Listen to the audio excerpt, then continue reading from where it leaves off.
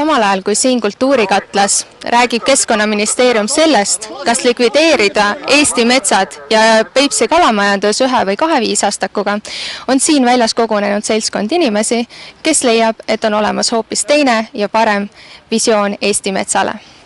Vabaerakonna esimees Artur Talvik, kui lühidalt kokku võtta selle meeleavalduse sisu, siis mille vastu te täpselt olete? Ja mille poolt ikka, et me oleme mõistliku metsade majandamise poolt ja selle eest ka seisame, et see olukord, mis praegu on, et siin vaieldakse mõngi tehase üle või vaieldakse muude metsaga seotud asjade üle, et käimas on ilmselgelt ressursisõda. Selles ressursisõjas tuleks panna stopp praegu peale ja öelda, et kuulge, et nii kaua, kuni me ei ole suutnud rahvuslikku kokkulepet teha, kui palju on siis see raiemaht liigiti, mida me raiuda aastas võime, et kui palju on see metsa taastootmine, et kui kiiresti mets tagasi kasvab.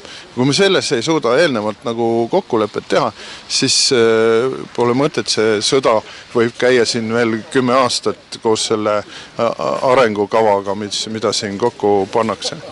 Bioloog Tõnu Plambu.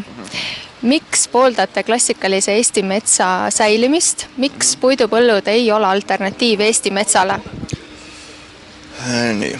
No kui puidupõldust rääkida, siis alustaks positiivselt. Puidupõllud on kõige parem toortselluloosi hankimise viis. See läheb kõige odavam, kõige kiiremini saab kätte. Nii, miks on halb? See halb on sellepärast, et kõige üldistatumalt võttes see on monofunktsionaalne. Monofunktsionaalsed asjad on äärmiselt haavatavad. Sinna tulevad kergesti kahjureid, kõik võimalikud parasiidid, levivad juuremädanikud, seal ei saa mändi üldse kasvatada. Kui majandada põlist männimetsamaad kui puupõldu, siis kaob sealt elustiku liigirikkus, muutub olukord samasuguseks nagu põllupealsel metsas ja ka seal enam ei saa mändi kasvatada korralikult. Teine asi,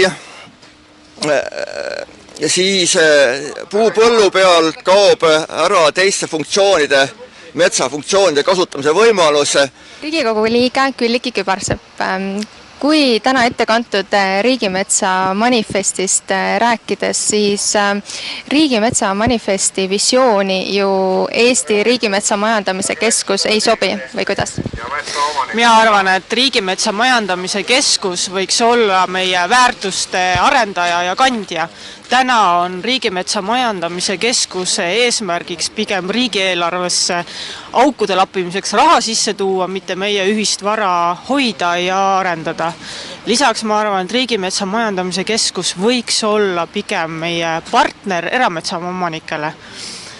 Praegu on juhtunud niiviisi pigem, et naeruvääristatakse erametsaomanikud, neil on väetikesed, neil ei ole võimalusi oma metsa õigesti majandada, aga samas Riigimetsa majanduse, kellel on miljonid investeerimiseks ja erametsaomanikul seda ei ole, siis võiks ju kuidagi koostööd teha ja ühistulise tegevuse kaudu hoopis teineteist toestada ja meie metsa tulevikku ühiselt arendada.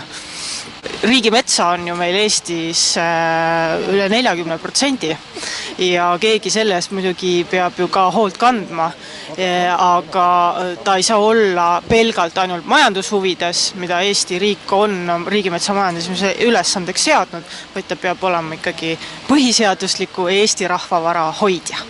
Aitäh! Vot sellised olid Eesti metsa pärast südant valutavate inimeste mõtted.